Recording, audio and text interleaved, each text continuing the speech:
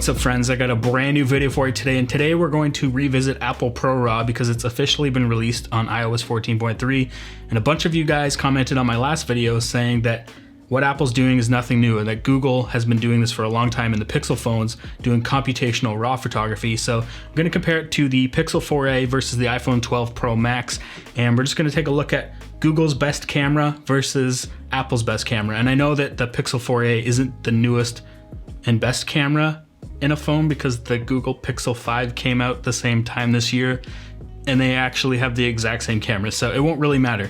We're going to compare image quality, low light performance in night sight versus night mode using RAW, and then we're going to take a look at like highlight recovery, shadow recovery, see the detail levels and stuff like that. And I'll just give you my overall impressions on using both phones. I've actually never used a Google Pixel, and the Pixel 4a is actually an awesome phone. Let's get into the computer. So one thing I want to take a look at is the file size, because the Google Pixel images are half the size of the Apple ProRAW files.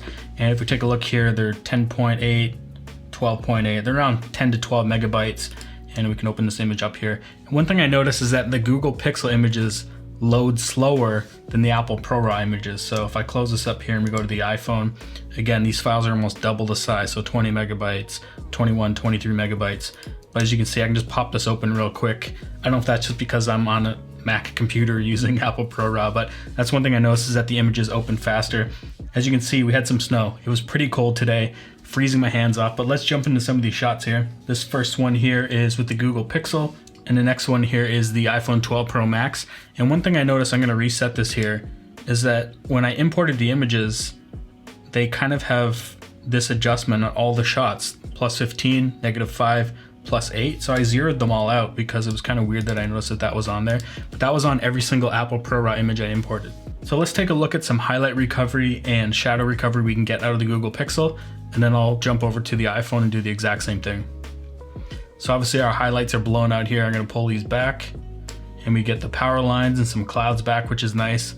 And if we open these shadows up here, look at the detail that we're seeing in the shadows here on the grill. There's tons of color noise, and you're gonna find that the iPhone will not do this with the shadows. There won't be any of that color noise because it does a ton of noise reduction. So that's pretty crazy. It's got some pretty decent dynamic range there. So I'm gonna lower the shadows again to something like this, and I'll pop up the iPhone. This is the iPhone 12 Pro Max, and the image is a lot more crispy and contrasty coming in. Lower our highlights, we get those clouds back as well.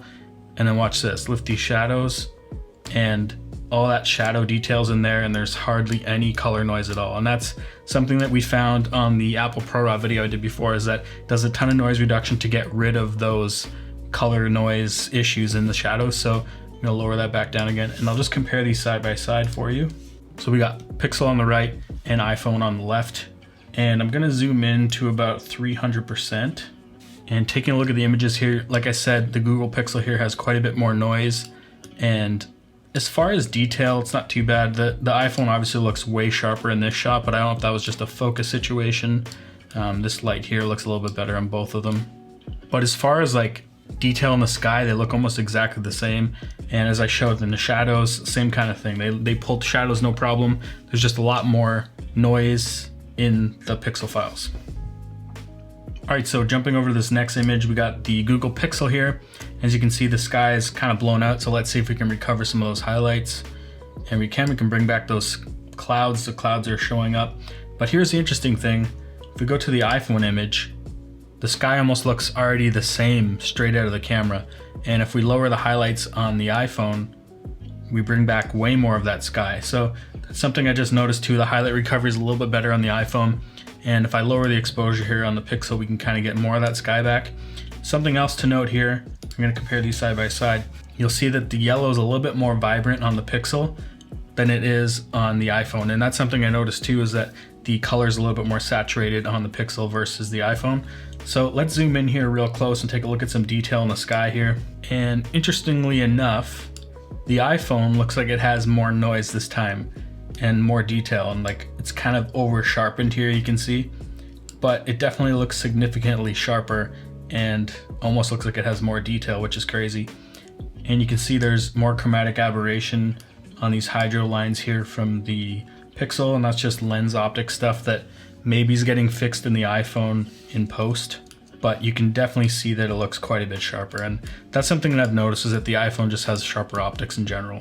So both of these phones are obviously doing really great in normal lighting, and they've got great highlight recovery and shadow recovery. So this is the Google Pixel. All the lights are kind of overexposed and blown out. So let's bring the highlights down. As you can see, you can bring back all those highlights from the street lamps as well as the neon open sign there. I'm gonna lower the exposure a little bit.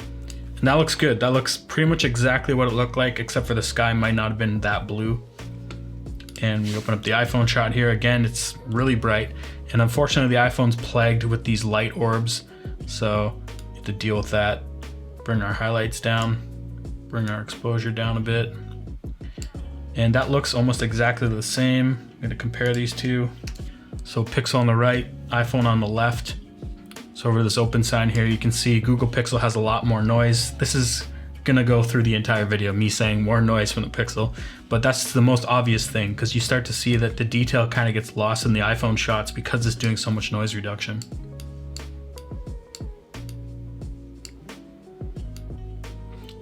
You can really tell when you look down this alley, if you look at how much detail is in the Google Pixel shots here versus the iPhone shots down here. This just looks kind of like a mess, like a bad painting.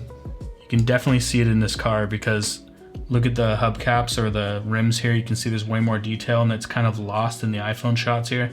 I'm going to zoom in even more so you can see that. In most cases, you're never going to zoom in this close, but if you take a look at that shot there, you can see how much more detail the Google Pixel has, only because it's not doing that crazy noise reduction. The interesting thing here is the colors look pretty similar, maybe a little bit more vibrant on the Pixel, but that's pretty crazy. They're almost exactly the same. Okay, so let's take a look at one more shot. Google Pixel, the shot looks really cool. I'm gonna lower down the highlights a bit, so you get all that detail back from that light blowing out that beam there. And if we lift our shadows, you just start to see a bit of noise in the sky, but it's pretty cool. You can see the smoke plume coming off the top of that one condo, but we'll keep these shadows down a little bit because this looks a lot more cleaner like this. So open the iPhone shot. Basically the same idea. We'll lower down these highlights. And let's see if we can see that smoke plume when I lift the shadows. And you can't see that. So that's something different. The Pixel actually was able to pull out more shadow detail in this shot. You can see the smoke plumes up here. And I don't know if that's just because it's not doing as much noise reduction, but you can't do that with the iPhone. Pixel on the right, iPhone on the left. And if we zoom in here, maybe to some detail stuff. So let's maybe go over to this building here.